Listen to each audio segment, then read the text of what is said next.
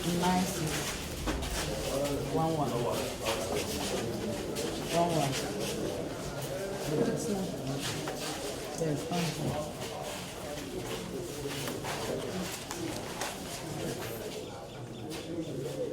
What next? Coming. You want glasses?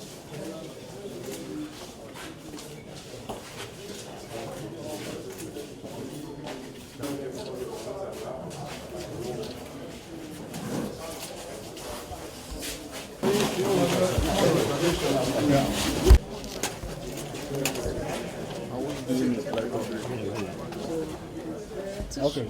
Oh, a lot of people will come. Even in my own family, my brothers, they are still coming. So a lot of people are going to still come.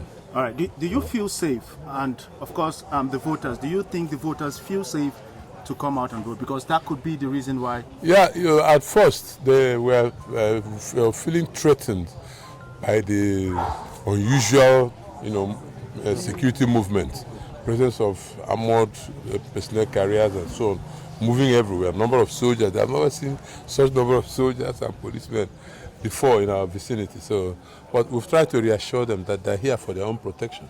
They're here to protect the process. So they'll be coming out. So we've heard some report that there might be diversion of some electoral material in the way north. Have you heard about this? Yeah, we've heard. We've also heard in Alo that they moved the Oso electoral materials. They moved it to a particular traditional ruler's house. We're still trying to verify those the information. And also, we hear that they are cluster voting. So all these things, we need to verify them before we go public. So what are your major concerns going forward? Well, going forward, my major concern is that we still believe that their plan, like we've been shouting in the media all this while, they have so many thugs camped in so many hotels. We've alerted the security agencies. They have not taken any action, and we think that their plan is to hijack this thing before the collation centers, and then try to insert all the results we hear that they have written.